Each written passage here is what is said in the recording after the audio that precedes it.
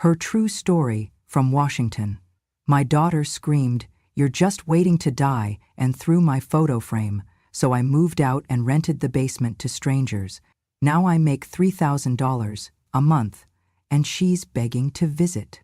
I remember that evening with painful clarity. It was a quiet Wednesday night, the kind where the winter darkness settles early and the lights inside the house glow too bright against the windows. We sat around the dining table, my daughter, my granddaughter, and I. I had just finished carving the roast, the smell of rosemary and garlic filling the room. I paused and lifted my eyes from the plate. My voice was steady, gentle. "Emily, may I sit with you tonight?" She paused, fork halfway to her mouth, then looked past me as if I did not exist. Without hesitation, she slammed her hand on the table and shouted, "Because you're just a shadow in this house. You're just waiting to die. Just go rot in your room, I lend you." The words hit me like a storm. I felt my breath hitch. I saw my granddaughter's eyes widen, then quickly drop. I heard the knives and forks stop. A chill descended so rapidly I could feel goosebumps on my arms. I barely had time to register the anger and sorrow swirling in Emily's eyes before she grabbed the framed photograph that sat at the center of the table, our wedding photo, our family picture, and hurled it to the floor. The glass shattered, shards scattering like broken memories. I stood frozen. The clatter against the hardwood floor echoed in my ears. I watched Emily's chest heave with anger. My granddaughter sat rigid in her chair, blinking rapidly. I felt my heart constrict, as though someone had wrapped a rope around it. I looked around the table at them, my own flesh and blood, hoping someone would speak up, defend me, call her back. But there was only silence. The room felt crowded and empty all at once. All eyes flicked to my feet, then away. My son, who had not spoken, lowered his head to avoid contact. My daughter-in-law turned her gaze to the table, her face tight with discomfort. Even my granddaughter looked away, her lip trembling as she pretended to focus on her plate. In that moment, I realized I was no longer part of this family. I was merely an afterthought. I tried to breathe, to steady my shaking hands. I could still smell the roast and hear the car on the street outside, but those familiar comforts felt foreign. The house, once a refuge built with laughter and shared chores, had become a place where I was no longer seen. No one said a word. No one came to pick up the broken glass. No one said, "Mom, I'm sorry," or "Emily, that wasn't kind."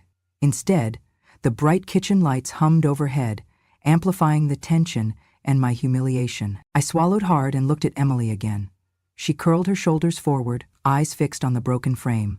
Her chest rose and fell rapidly, and I saw anger give way to something else. Regret, fear, I could not be sure. But I knew she did not look away because she loved me. She did it because she was afraid to claim responsibility.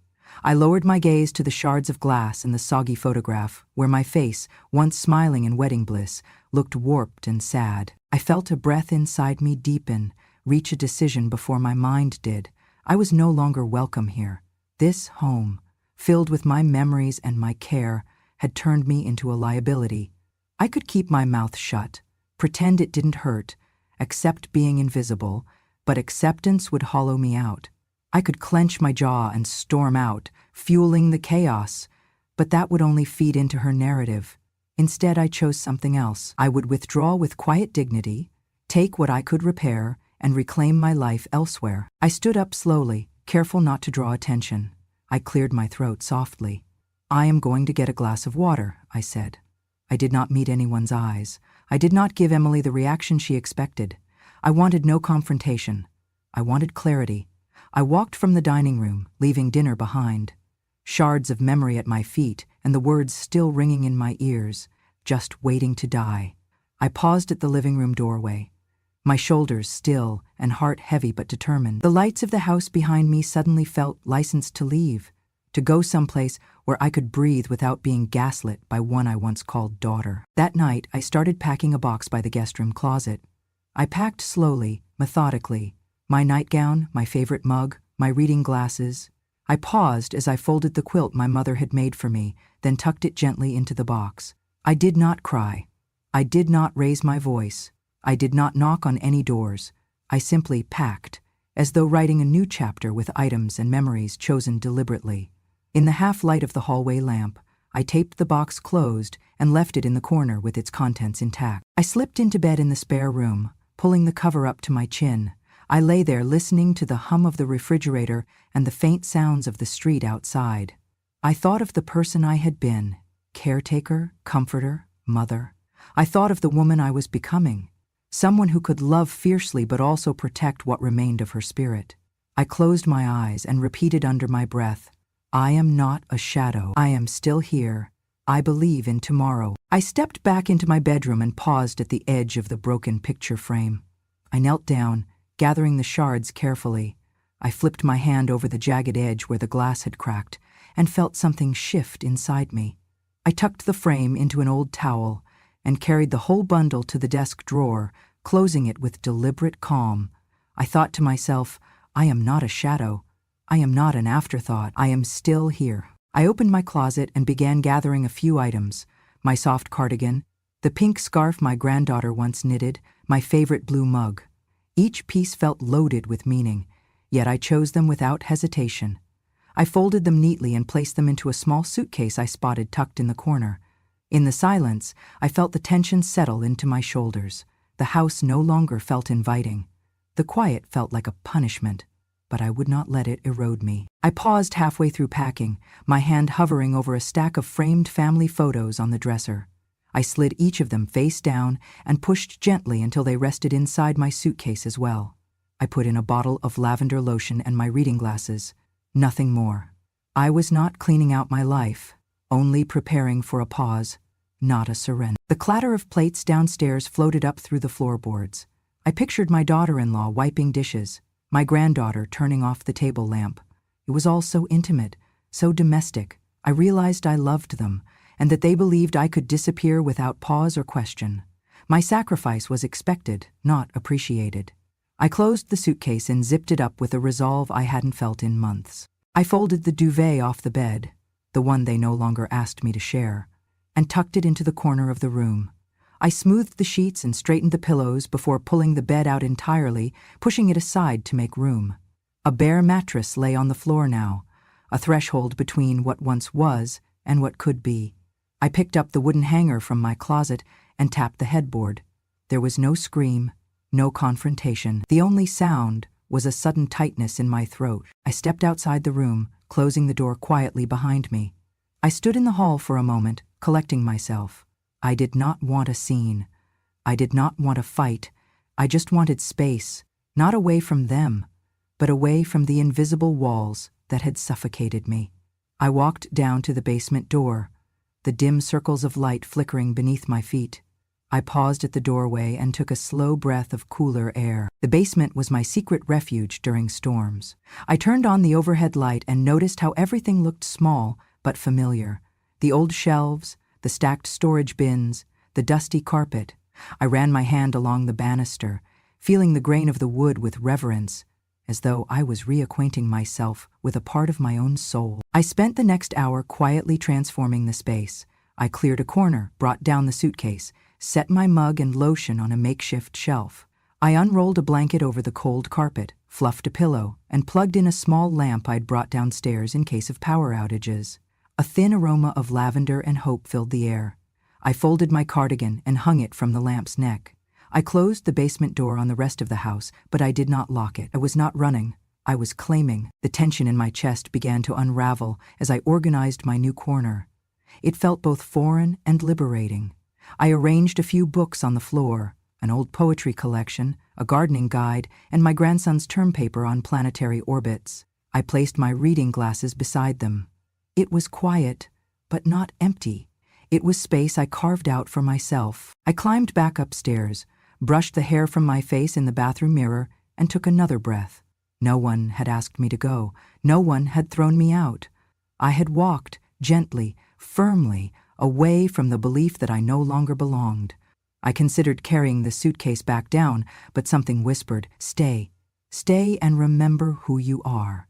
That night, I ate a small bowl of soup by lamplight in my basement retreat. The flavors were rich, comforting. When I finished, I washed the bowl and placed it on a shelf beside my mug. I lit a small candle and closed my eyes for a moment, Feeling the warmth in my bones and the peace in my hands, I whispered to myself, I am not gone. I am not lost. I am still here. As I crawled under the blanket, I acknowledged the loneliness, but I also sensed a new awareness humming through me. This was not escapism, it was light reclamation. It was choosing myself. I lay there, the mattress firm beneath me, thinking of tomorrow. I would return to cooking meals, to caring for plants, to living beneath this roof, but on my terms. I would find them again, but not as a shadow. I would be seen, and tomorrow, when I emerge from this basement, I will walk into the world with the quiet strength of someone who refused to disappear. I descended into the basement the morning after I moved my few belongings down, flipping on the single overhead bulb that cast a dim yellow glow. The place was cramped, the ceiling low, the walls lined with damp stains. Old boxes and broken furniture leaned in piles against the walls. The damp concrete floor felt cold beneath my slippers. I closed the door and stood still, letting the silence press around me. This space had never felt so unwelcoming, but today it would change. I had a mission, to transform this forgotten space into something that belonged to me. I went upstairs for notebooks and pens, returning with scrap paper and a roll of masking tape. I spread photos of cozy rental spaces across the floor, sketched ideas, and made checklists by hand. I measured the basement, noting where the ceiling dipped lower and where a window near the corner let in faint light. I labeled areas: a sleeping nook, a reading corner, a kitchenette rewrite. For hours, I painfully planned out color schemes, furniture layouts, lighting placement. Every detail mattered. The first step was cleaning. I spent the day hauling out broken chairs, emptying boxes that once stored holiday decorations, overturned paint cans, abandoned tools. The air grew dusty and stale. I wore a homemade mask of gauze and changed it several times. I swept and mopped, dumping dirty water into a bucket in the laundry area. Bit by bit, the space came clean. That evening, I painted. I chose a soft cream off-white, a warm neutral. Rolling the brush across the wall transformed the ambiance immediately. It made the space look larger and brighter. I opened the small window slightly, letting cool air and the scent of cedar latch to the new paint as I worked. By the time I finished the second coat, the basement smelled fresh and hopeful. Next, I laid flooring. I bought peel and stick faux wood planks from a discount home store, using my credit saved from years of giving gifts and money to my children and grandchildren. I took my time aligning each plank, clicking them together firmly until the floor felt solid and homey under my feet. I measured curtains from fabric left over in my sewing kit. I sewed a simple panel that blocked drafts and added softness. For lighting, I ran cables up to the ceiling and installed a small chandelier-style fixture scaled for the low ceiling. I added flex lights near the reading corner. I purchased a small love seat and a daybed with storage beneath. I added a side table, a lamp, clean linens, plush pillows, and a cozy rug. I set a coffee station with a tiny kettle, mugs and cookies. All came from my savings and coupon deals I hunted for quietly over weeks. I worked long hours, evenings, after dinner, weekends. I polished every surface, vacuumed carpet lint, arranged books and decor. I even painted small abstract flowers on one wall, a motif I'd once sketched but never shown anyone. That corner now held my watercolor brushes and photo frames of my late husband and me. Once complete, I sat on the new love seat and placed my feet on the plush rug. I flipped on the overhead lights and dimming bedside lamp. I breathed deep. The space no longer felt like a basement. It felt like a living room, a place I could rest in. I could host someone here, and maybe one day I would. I brought a plant down, the lavender I had grown on the porch, and set it on the side table, its fragrance mixed with fresh paint and dust gone non-existent. I turned on quiet radio music, soft jazz I loved. Tears prickled in my eyes, but I smiled. This was my work, born of my own sweat, resourcefulness, and silent resolve. When I finished, I photographed every angle. I wrote a detailed description: cozy, bright, independent, perfect for business travelers or guests seeking quiet retreat.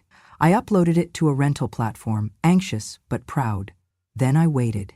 That night, I sat in my basement sanctuary, sipping tea. Light from the models danced across the cream walls. I tucked my feet under the blanket on the daybed and closed my eyes, thinking of the journey. how a place of neglect could become a refuge. I realized I had given enough to others. Now I had given to myself. I slept that night on the daybed, feeling supported by the new floor beneath me, not the old stone below. I slept not because I had to, but because I chose to, in a space that I built. It was warm in ways both simple and profound. The next afternoon, an email from a potential guest landed. "This looks perfect. Are the photos accurate?" I typed back, steady and confident. "They are. Welcome anytime." I realized then my basement apartment was real, tangible, a testament that I could build a space not just for others, but for myself. I stood in that tiny room and whispered to the walls I had painted with my own hands, "This is mine." I listed the space on Airbnb and VRBO the morning after I finished setting it up. I photographed every corner under natural light, soft green walls, the daybed dressed in neat linens, the lavender plant by the lamp, the little kitchenette corner with mugs and kettle. I titled the listing, "Cozy Basement Studio, Quiet, Bright, and Independent." I wrote carefully about the space, ideal for business travelers, readers, or anyone seeking a warm and private stay. I hit publish and held my breath. Within hours I received a message, "Is it still available?" I responded promptly, and within a day I had my first reservation. A young woman traveling for work. I was both excited and nervous. I wanted everything to be perfect. When she arrived, I greeted her with a warm smile and a simple welcome note. I showed her around, how the lights dimmed, where the kettle was, where the towels were folded. She nodded appreciatively and said, "This feels cozy already." I left her to settle in and went to my kitchen to make us some hot carrot ginger tea, a tradition from my youth. Then I prepared small bowls of oatmeal with orange zest, what I called my nourishing breakout breakfast, and left it in the fridge with a note, "Fuel for your first morning." The next morning she emerged with a sleepy smile. She said quietly, "Thank you for the tea and oatmeal. I needed that." I offered more and we chatted softly about her work trip. She commented on how calm and welcoming the space felt. Her words warmed my heart more than I expected. Later that day, I received her review. "Cozy basement, friendly host, little breakfasts were a sweet surprise. Highly recommend. 5 stars." That first payout, $300, felt significant. Not just money. It was validation. Someone appreciated my effort, my care, and was happy to pay for it. Over the next weeks, more guests arrived. A weekend visitor for a local event, a solo traveler writing a book, a nurse working nearby. I greeted each with the same care: fresh tea, clear notes, small treats. I loaded every check-in message and watchful review into my heart. By the end of the first month, the deposits totaled $3,000. $3,000 that went straight into my account, no strings attached, earned through my own hands. I paid off a few bills of my own, put aside money for repairs around the house, and treated myself to a new pair of walking shoes. That night, I sat by my basement door and whispered, "I earned this." For the first time in my long life, I had my own independent income. The sense of self-worth, of independence, of accomplishment washed over me. I wasn't just a mother, grandmother, caretaker.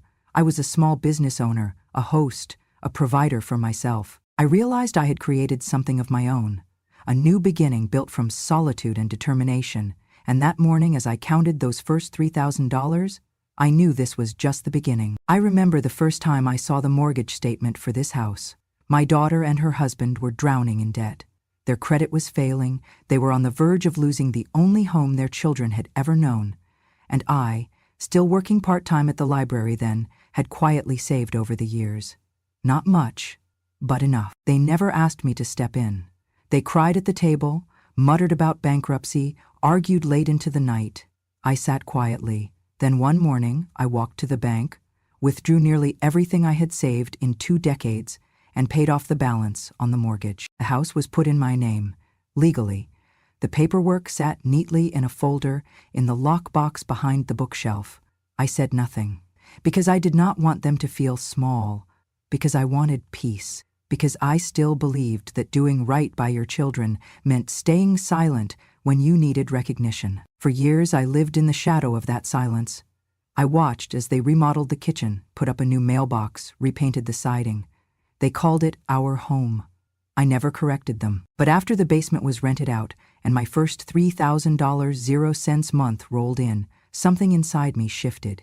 I began to think differently about myself, not as a burden, not as an invisible helper, but as a woman who had just gotten started. I opened a second savings account. I tracked every booking. I kept receipts and reviewed financial blogs written by women half my age. Then I started to dream. I started looking at listings, not big houses, just small fixer-uppers on the edges of town. My tenant in the basement had complimented my decorating, called it clean and cozy. Maybe I could do that again. Maybe I could build something of my own. By spring, I had enough to place a down payment on a modest cottage across the freeway. It needed work, but I had patience. And now, finally, income. I spent weekends cleaning it up, turning over the soil in the yard, painting cabinets. I rented it out before summer even ended. Then came the second house, a tired bungalow with a cracked front porch but good bones. I bought it outright, my first all-cash purchase in my entire life. And just like that, I was no longer someone who lived in a basement. I was a landlord. I was a woman with 3 properties, with leases in my filing cabinet, with keys on a ring that jingled like confidence. I updated my will. I created a business email. I started reading about tax deductions and passive income and liability protection. I started walking taller. One afternoon, while drinking tea in the front porch of my little bungalow, I whispered to myself, "You're not waiting to die. You're building." My daughter never asked where I was on the weekends. She never noticed when I started wearing nicer shoes. She never wondered where I got the new coat or how I managed to replace the cracked phone I had carried for 6 years. She thought I was still her shadow, but I was growing beyond the walls of the house I once paid for. I was rewriting my story in cash offers and lease agreements and quiet pride. I still lived in the basement. I still said good morning to the children, helped when asked, made soup when they were sick. But I stopped letting the silence define me. The day I got my third 5-star review from a tenant, I printed it out and taped it to the inside of my wardrobe.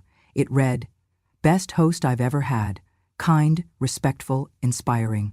No one in that upstairs kitchen had ever used the word inspiring for me. And now, for the first time in a long time, I had a word for myself. Not mother, not grandma, not guest, but landlord, entrepreneur, provider. That was the real twist. Not just the homes, not just the money. It was reclaiming who I was before they tried to erase me. I smiled, holding those property deeds, and thought, let them think I'm fading. Let them keep shouting. I am not disappearing.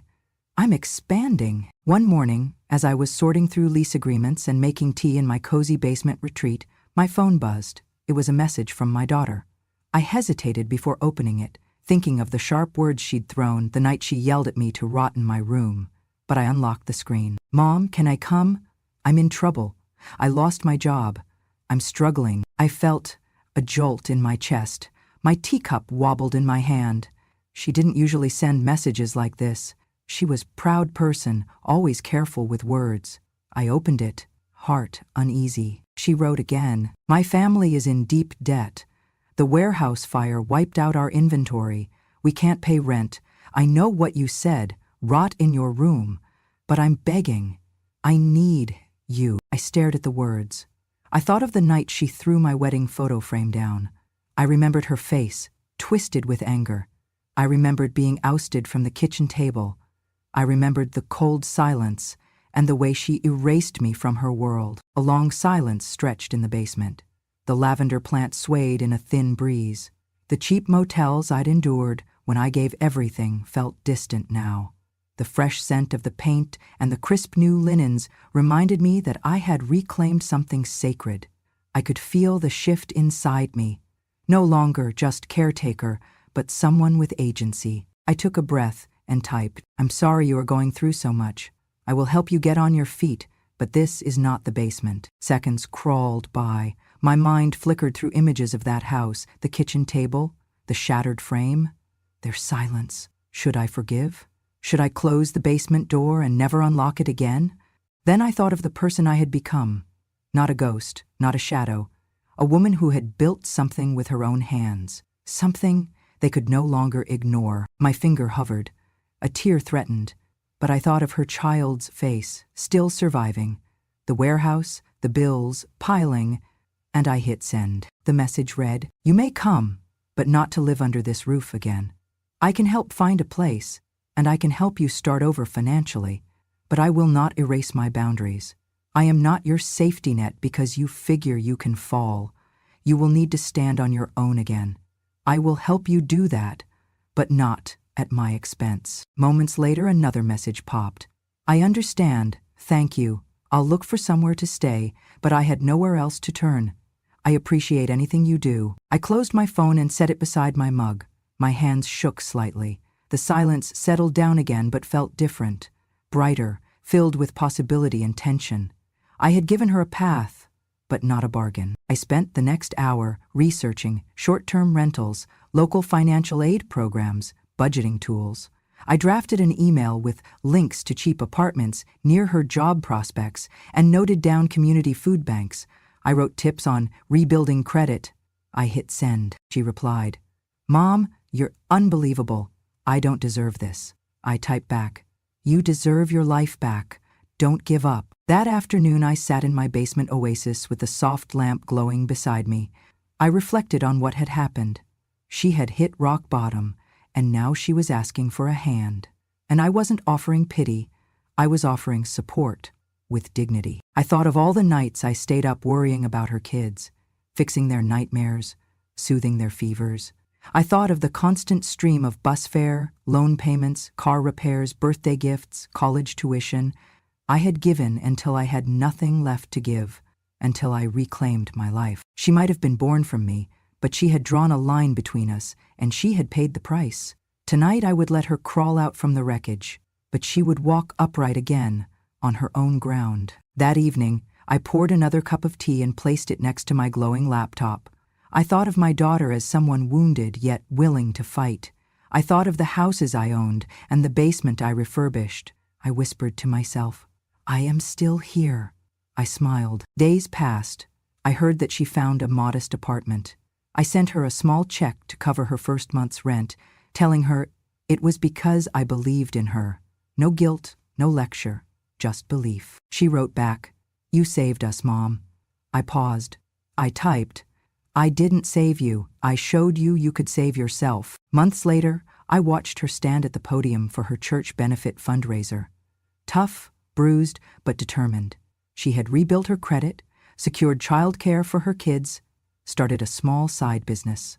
I sat in the back row, tears in my eyes, feeling both pride and relief. She looked up and caught my gaze. A soft nod passed between us. In the days after, she came once to drop off my anniversary card. No one remembers my anniversary now except her. And stayed for tea in the basement. She sat on the love seat I chose, drank the oatmeal tea I made, and said, "This is beautiful, Mom. You did this." I watched her study the space, the curtains, the soft rug, the lavender on the shelf. She paused. I thought you were broken, that I had broken you, but you're building. You're alive." Her eyes glistened. She said, "I'm sorry. I was wrong." I folded my hands. I said, "Sometimes falling helps you see where to stand." She left with a small gift, a potted plant from my basement, and I did not cry. Or maybe I did, but silently. I realized that tonight I had reached a new place with her, not as dependent mother and bystander daughter, but as two survivors, one stronger than before. My daughter, at her lowest, reached out, and I responded, with boundaries and belief. That night, I sat under the basement lamp and whispered, "I am still here, for them, and for me." I closed my eyes, feeling the weight of the week settle into my bones. I had been rejected, erased, dismissed. But now, with boundaries intact, I was restored. I had helped her, yes, but on my terms. She had found me not as someone to take for granted, but someone to respect. I realized then that the strongest support is not sacrifice, it is dignity. And that morning, in the quiet of my reclaimed home, I felt at peace. I sat at my little desk in the basement, reading my daughter's latest message. Her request felt different this time, gentler, more aware, yet tinged with desperation. I let my fingers hover over the keyboard before I typed. I'm sorry you are struggling. I can help you find a place to stay, but not in my basement. I paused. This was the moment I had been steering toward. Not anger, not hostility, but strength. I pressed send and waited. Moments later, I saw she read it. Then, I drafted a longer email, one that would lay out not just my answer, but the truth of who I had become. I began typing, "You deserve stability and I want to help. I have turned the basement into a rental space that is now fully booked through next year. That means I cannot offer you that room," I continued. "I am currently managing 3 rental properties. This independent income is the first steady financial foundation I have had in decades. I built this for me. No longer a shadow, but a responsible landlord." I wrote about my schedule, my expenses, my tenants who respect these spaces. I explained gently how the basement is a business, and that business must run according to its own rules. I emphasized respect. "If you want to rent one of these places, I will be glad to discuss terms, but only as a tenant like anyone else." I closed with a firm kindness. "I care about you and want to support you, as someone who has always cared. But I will not serve as a doormat. You can count on me for guidance, small financial help, and moral support beyond these walls." Then I paused and clicked send. Afterwards, I closed my laptop and leaned back. The basement felt still. It had taken me months to build this space, to build these walls of respect. Now I was testing that wall. Would she crash into it? Beg for forgiveness? Retreat? The next morning, my phone buzzed. It was longer this time. "Mom, thank you for your answer. I understand. I want to rent from you, on fair terms. I'm looking at one of your other properties. Will you talk options?" I exhaled slowly. This was progress. She recognized the boundaries. Not just mine, but hers too. We exchanged a few polite texts about rent, move-in dates, and expectations. I appreciated the new tone. No entitlement, no guilt trips, only directness. 2 days later, I printed a lease agreement. I made a fresh pot of tea and set it beside the papers. 1-bedroom lease for the Maple Cottage. Lock-in date, June 15. I signed first, slid the pen across the page, and left space for her. The basement walls shimmered in the late afternoon sun. I was renting to her with equality, not exception. Later that evening, she came down with the documents. She sat on my love seat, handing back the signed copy. I handed her my copy. I said simply, "Welcome." She looked up, tears pooling in her eyes. She reached for the pen stuck in the lease and touched its ink. "Thank you, Mom," she whispered. "Thank you for letting me earn this." I nodded, setting down a cup of tea. Something changed in her posture. She leaned in, placing her hands around the warm mug. I could see she wasn't just receiving. I had asked her to participate. This mattered profoundly. That night, I realized what I had done. Not rescind love, not close my door. I had closed the undermining. I had said, "Respect me, and I will respect you." From then on, things shifted. Our conversations were different. Sharper, more adult, more real. She asked about tenant responsibilities. I offered advice on credit repair, but she also listened and took notes. She prepared checklists. She had a place to sleep. Not because she was my daughter, but because she was capable of standing on her own again. I had done more than support her. I had offered a path, with dignity and consequences. The lease wasn't just paperwork. It was a promise. To both of us. I walked her to the door later that week. She turned and brushed a kiss on my cheek. She said, "I admire who you are now." I kissed her forehead and said, "I admire who you are becoming." I acknowledged her suffering, but I did not suffer on her behalf. I offered partnership, not pity. In doing so, I claimed my power and gave her the space to reclaim hers. That night, as I sat by the basement lamp, I thought back to all the nights I let her anger, my invisibility, slip through me. Tonight I felt strength ripple through my bones. I closed my eyes and whispered, "I am not a stepping stone. I am a foundation." And that made all the difference. My phone rang early one morning, the screen flashing my daughter's name. I paused and let it ring. She had called before, angry, pleading, but this time I stayed silent. The phone's ringtone echoed through the basement, a steady reminder that this world still existed upstairs, but I was no longer bound by it. I let it go to voicemail, Her message rang clear and raw. "Mom, we need to talk. Please just answer. I'm sorry, I want to come see the basement again. Just let me explain." I stared at the voicemail as though it were written on the wall. I thought back to the night she told me to rot in my room, to disappear. I remembered the shattered frame. I thought of the basement I had spent months building, a place of light, of reclamation, of dignity. My fingers brushed the wooden countertop beside my laptop as I considered what to do. Later that morning, I heard the front door open and close. She was here. I felt a flicker of something. Compassion, maybe? But I held tight to my resolve.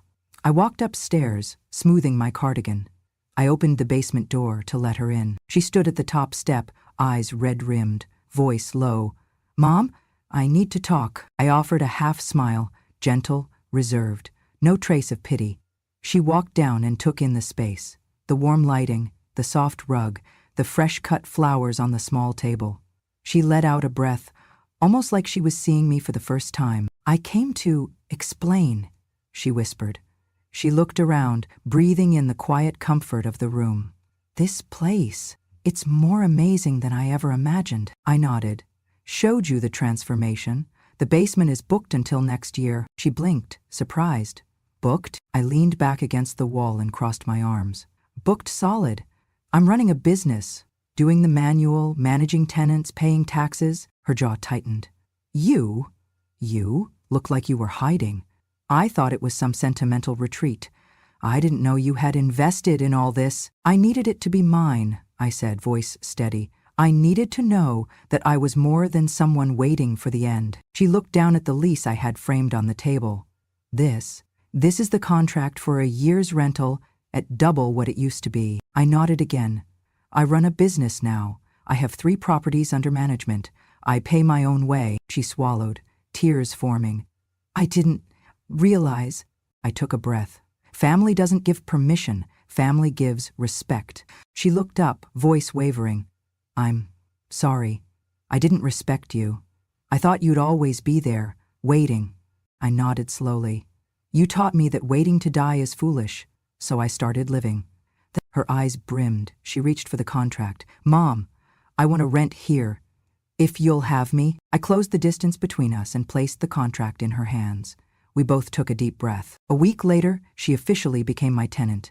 She adjusted to the responsibilities, paying rent, maintaining the space, respecting house rules. I offered guidance, but no handouts. She showed up with a check, on time, the respect visible in her posture.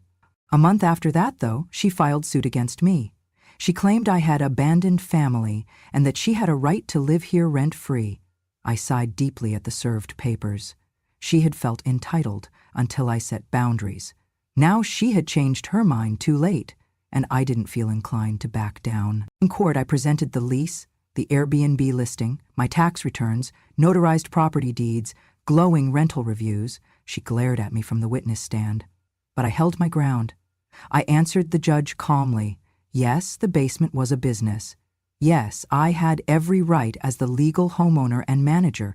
No, this was not theft. This was empowerment. When the judge dismissed her claims entirely, I felt a rush of relief and something more. Justice. She walked out of the courtroom with her attorney, head down. I walked out too, on my own terms, without pity or animosity, just quiet certainty. A week later, I sat behind my laptop and recorded a video from my blog channel, now gaining traction. I pressed record. If someone throws your photo in the dirt, if they treat you like an invisible shadow, rent that space to someone else. Live your own life with joy and dignity. It is not selfish. It is self-preservation. You deserve a place that honors your worth. That video went viral. Thousands watched it. Messages poured in from women and men who had been discarded by their families. Comments said the words, "I spoke" resonated. I started living. Boundaries saved my sanity. Her story reminded me I matter. In time, subscribers reached 50,000. I never sought fame. I wanted to share truth. I shared updates, new rentals, property tours, tips for managing income, budgets, taxes. I offered support. I remained compassionate where I could. But I never again inserted myself into a family dynamic that denied my worth. One evening, I sat in my basement reading a comment from a viewer. She said she'll never stop trying to control her mother. Then watch the mother build 3 homes. And now she doesn't know what to say. I sipped my tea and closed the app. I looked around the room, the soft lighting, the painted flowers, the stack of lease agreements. I whispered, well, maybe it is time to say something. A week later, my daughter left a note, a simple thank you with a sprig of lavender. On camera, I ended the story of my life this way. You taught me that waiting to die is foolish, so I started living. You should try it. And with that, I turned off the recording, leaned back, and closed the cover on the journal I kept of every step. This was my life, my legacy. It was full of warmth, purpose, and quiet pride, not defined by anyone else's voice. If this story touched your heart, if it reminded you of your own quiet strength or the price we pay for being kind too long, then I invite you to stay a little longer. Here on Grandma, True Stories, we do not shout. We remember. We remember the sacrifices, the silences, and the small victories no one clapped for. We tell the truth, the kind that hurts a little but heals more, the kind that reminds you it is never too late to reclaim your place, your voice, your life. So if you believe in dignity, in boundaries, in second chances that come with receipts, subscribe to Grandma, True Stories, because revenge has no expiration date, because wisdom does not shout, but when it speaks, the whole house listens, and because some stories were never meant to be whispered, they were meant to be heard. I'll see you next Sunday. Bring your tea, bring your truth, and bring your heart.